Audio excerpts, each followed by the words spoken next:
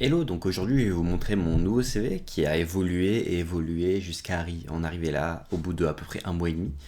Donc je suis parti de base sur ce template qui est sur Canva. Hop, il porte ce nom, je vous donne les détails ici. Et en fait, j'ai modifié déjà en fait la couleur de fond ainsi que la taille de l'image. J'ai aussi ajouté, on y voit qu'il n'y a pas tout ce qui est hobby. La partie expérience est très petite. Et le header ici prenait beaucoup trop de place, ce que j'ai aussi modifié, ainsi que la disposition. Et actuellement, j'en suis arrivé du coup à ce CV, donc avec énormément d'heures passées dessus, que ce soit déjà pour changer tout le fond, changer les couleurs, et l'ajouter en fait et modifier ça pour qu'il puisse convenir à un développeur. Donc on voit ici le nom. J'ai mis un lien vers mon portfolio, ce qui est très important. Ensuite, il y a forcément un petit texte à propos de moi pour expliquer un peu ce que vous faites, ce que vous êtes. La taille de l'image, il fallait vraiment la réduire. Quelques informations importantes. Puis ici, en fait, j'ai tout ce qui est partie technique, donc soit langage et framework, ainsi que tout ce qui est autour, donc l'environnement technique. On a aussi la partie centrale qui est sur les expériences, c'est ce que les recruteurs aiment le plus. En dessous de mon image, j'ai mis les passions.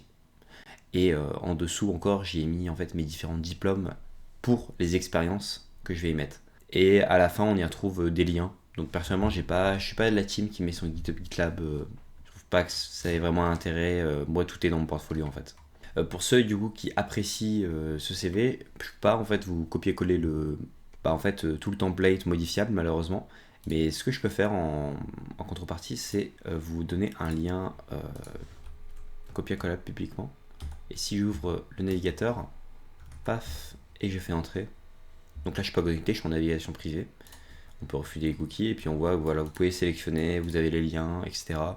C'est au fait de maquette. Donc n'hésitez pas à vous en inspirer si jamais vous n'avez pas d'idée pour votre CV. Hop, ah bon, on voit même la seconde page, tiens. Comme ça vous permettrait de... Bien sûr, ce que je fais, c'est à chaque fois, en fait, quand je postule à une offre.